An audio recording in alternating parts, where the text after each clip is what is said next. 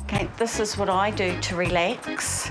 With Arama, I've tried to get him into the flex to help. I find that when we first started with him, it was a little bit hard for him to comprehend. But at the moment, he cares for the harakeke, and he will cut it and also scrape it for me. Later on down the line, we'll try him again and see how he goes. This one represents Moa being pulled out to sea by the patupaehere. And if you look closely, there's actually a face in it. You've got his eye here, and there's his nose, his lips, his chin, and he's all tāmoko. But I used to use sleep as a therapy, eh? When I first got sick, I used sleep and to break all the mischief out of it. I used to sleep instead of being violent. Like I'd take my meds and have a sleep to make it more bearable. And that's where my sister and them all come in, because she actually got me into the painting and that. I had a piece to take over to an exhibition, and she got asked to put some work in, so we went and got our first canvas last year and been painting ever since. I sit there and talk to Sis about all the things I see, because we'll be watching TV and a program will come on, like, you see that ghost where a white light comes down and pulls up, Patrick Swayze? I see visions like that too. I see big hands coming out of the sky and scooping people up as well. And that's where I get my ideas for my carvings in that. I watch what goes on around me and then I put it into pictures. Yeah, this is a piece that I drew up last night when I couldn't sleep because I was nervous of today. So now I'm just transferring it onto the wood. It's my way of controlling what goes on in my head. It's actually in the family line. My father's a carver too. And I went up and stole his chisels one day, to be honest. I went up to the house, stole his chisels, picked up my first bit of custom board and did the very first carving I'd ever done from start to finish. And I've been using it sort of as a therapy ever since. Like we write storybooks, right? Kids' storybooks. Well, I make up the stories and we do the pictures together.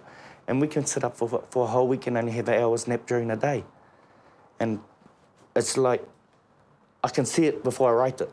Or I can draw it before I can see it, like I can see this piece finished. I know what it's going to look like when it's finished. Because in some ways, the illness is good, in other ways, it's a hindrance. I always looked at it as a hindrance, but I pulled it back, just stepping forward instead of stepping backwards. And some nights she'll go to bed and she'll come out in the morning and there's 3 paintings drawn up for her to paint. And, you know, or the house is rearranged. I rearrange the house while she's asleep. That is a classic. You get up in the morning and everything's rearranged. You don't know where to sit, everything's gone.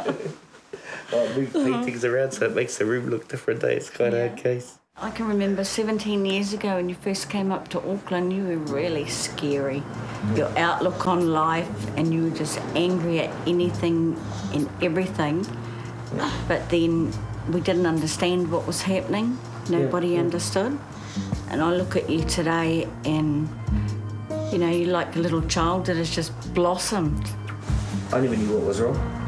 Well, none of us did at the time. You were just really scary. Each day was each day. I never thought anybody would pass that day. And that's just how I was.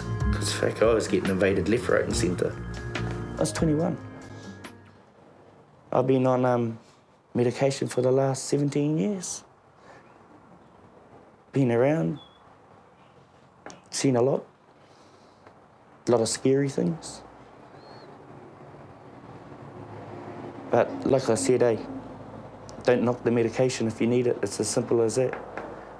Otherwise, if I didn't have mine, I wouldn't be standing here now talking to you. I'd probably be in the room moaning my ass off to myself. Hard case, eh? The neighbours must think we're mad getting I see girls jumping into people. Like, I'll be sitting there and say if you started getting angry, I wouldn't see you there, I'd see one of them in you getting angry. And that's what I see all the time, even when that's why I don't go to tangis and that, because there's too many ghosts around. It's scary, but sometimes it's funny because I end up laughing, eh? I hate going to tangis because I laugh at all the old girls when they're crying because I reckon they look funny with some of the faces they pull. It's quite a hard case. But I reckon it's one of the harder illnesses, and I wouldn't wish it on no one, not even my worst enemy, yeah. Pare could not believe her eyes. She saw the prettiest colours in the world. She never knew how hard it was to catch some colours. Pare never knew that the colours belonged to a rainbow. Every day, Pare... Nā te pōhewa marama Arama, I awhina ki tāna whāinga hou, ara te tito pūrākau, mō ngā tamariki. And it's another therapy for me because I can use my imagination again. And it keeps my mind busy as well. Oh, we've got stories about waste being dumped in the ocean and that. Like how an octopus actually falls in love with a plastic bag in one of our books. And it's totally devastated because when the tide goes out, the plastic bag disappears. A schizophrenic eel. Everyone was scared of him because they had no knowledge about his illness. Pare swam very slow and carefully so she wouldn't wake Tuna the eel. Since I've been doing the artwork in that, I haven't felt lost or misplaced. I've got a purpose, and I've got the 2 little kids as well. Now that I'm living here with them, they are real good therapy. Kids are the most amazing therapy that I've ever been around, to be honest. They are excellent, the kids. And the little one, the little 7-year-old, the girl, if I get up in the morning and I'm grumpy, she automatically tells me to go get my meds, even at 6 in the morning. No, go get your meds, you need your meds. So I just take my meds 3 times a day. Keep me in perspective with reality, otherwise I'll be living in a dream world like most of those other ones that have got the same illness. And it's only because other people don't understand the illness. Te